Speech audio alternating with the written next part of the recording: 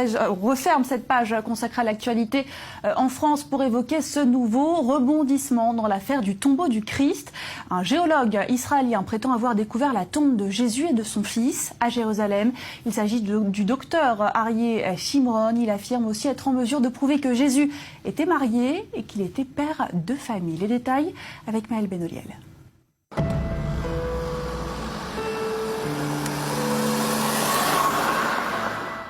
Et si le tombeau de Jésus et de sa famille se trouvait en fait ici, à Talpiot, dans ce quartier résidentiel de Jérusalem? D'après ce journaliste d'investigation et ce géologue, il n'en ferait plus aucun doute. L'église du Saint-Sépulcre de la vieille ville ne renfermerait pas le tombeau du prophète des chrétiens.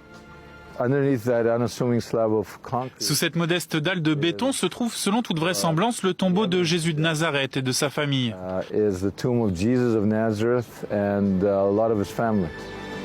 Découvert pour la première fois au début des années 1980, au moment de la construction du quartier, les pelleteuses mettent à jour un caveau dans lequel reposent 10 ossuaires, des petits cercueils de pierre contenant des ossements. Sur l'un d'eux est écrit en araméen « Jésus, fils de Joseph ».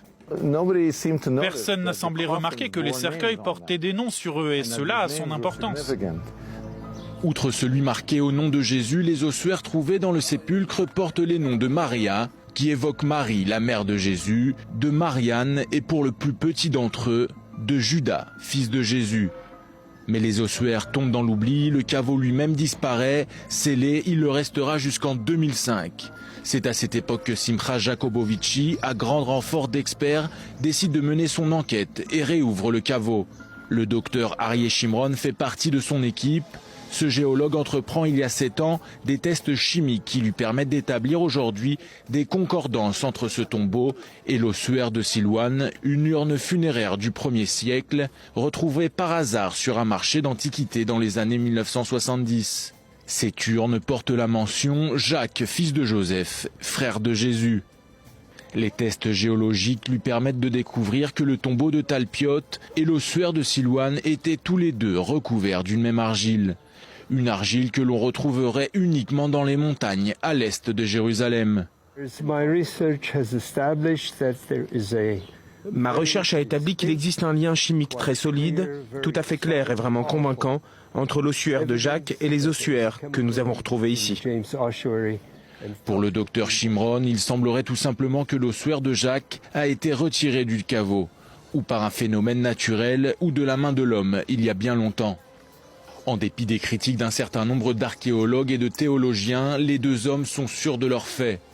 Si Joseph, Marie et Jésus étaient des prénoms très communs à l'époque, il y a peu de chances qu'une autre famille ait eu la même combinaison de prénoms que celle de Jésus de Nazareth.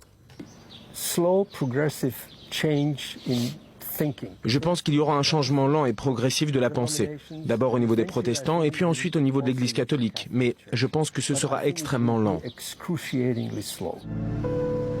Bien que controversées, les conclusions de Simcha et d'Aryeh pourraient s'avérer capitales pour le christianisme.